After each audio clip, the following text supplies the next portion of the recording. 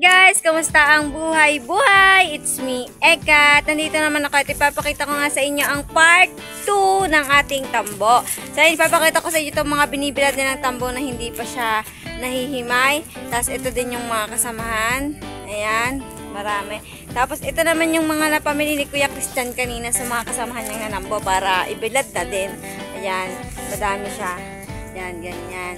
Tapos, andito si Kuya Christian guys, tutulungan natin siyang mag-alis ng mga dahon-dahon dito sa mga tambo na nakuha niya kanina. So, yan guys, samahan niyo kami. So, yan guys, tutulungan ko lang si Kuya Christian mag-alis itong mga dahon na ito dito sa kanyang ibibilad na tambo.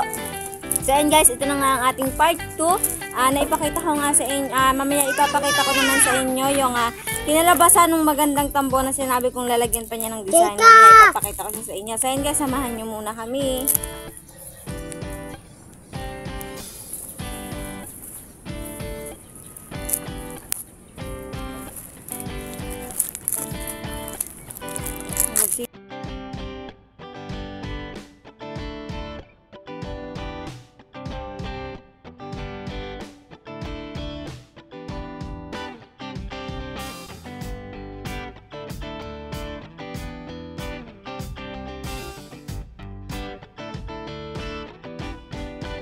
Guys, shout out kay Ma'am Abigail from Taiwan at shout out din kay Ma'am Manuel Hindi Castro from Laguna at kay Tito Jeff at kay Ma'am Sylvia Crisostomo at kay Ma'am Sally Pereira at sa mga Pereira na subscriber namin, maraming salamat po sa suporta ninyo at kina Ma'am Crispy Humarang at kay Ma'am Janice na from Sirang Lupa Elementary School sa Laguna po at kay Jimmy, kay Jimel, kay Toto, kay Ojong, kay Denden, ayan, kay Nanay Pili sa Pereira Humarang. Maraming salamat po sa suporta ninyo at shout out din po kay Tito Boy Pereira.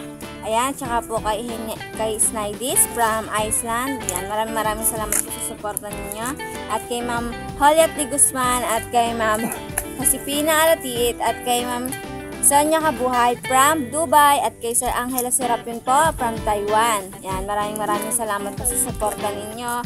At sana po ay patuloy nyo pa rin kami subaybayan sa aming bawat content. At sana po ay hindi kayo magsawa. So, ayan guys, at patapos na nga rin dito si Kuya Christian. Wala ka na ba isusunod dito? Ayan. Pagtapos ito guys, ipapakita ko naman sa inyo yung kinalabasan ng walis na pinakita ko sa inyo nung nakarang vlog ko sa part 1 natin.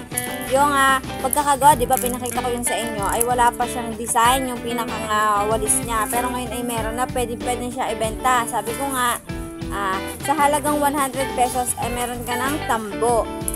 Pang matagalang tambo na yun guys. Tapos, kung bibili ka naman ng maramihan, ay nagkakahalaga ng isang peraso ng 90 pesos. Kaya kung ako sa inyo, doon na ako sa maramihan kaysa sa isang peraso. Nakaka-save ka pa ng 10 pesos. Tapos, ayun guys, malapit na rin namin itong matapos.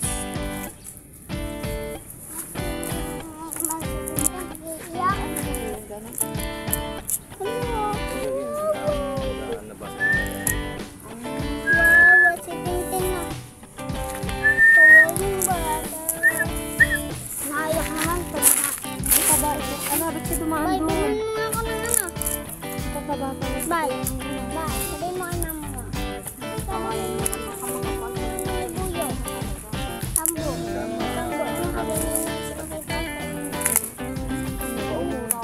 Wala pa nga ang 20. Tambo na lang yun. Tambo na lang po yan, mama!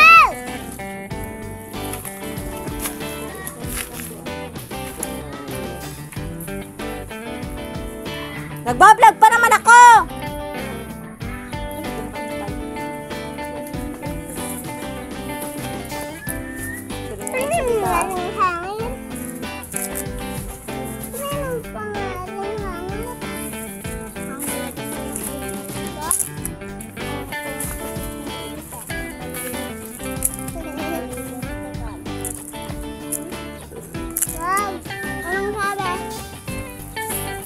So, ayan guys, kung kahapon nga, Kung kahapon ay nag-alis naman tayo ng mga tambo dito sa kanyang stake. Pero ngayon naman ang aalisin natin ay ito nga kanyang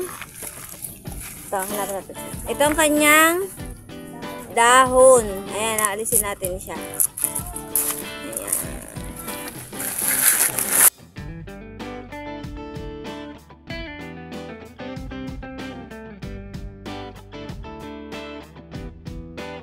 So, ayan guys, natapos na nga si Kuya Christian sa mga hinimay namin na tambo. At ngayon naman ay pagpapantay-pantay niya ito para maibilat niya na rin at maisunod niya dun sa mga nandito sa kanilang harap ng bahay.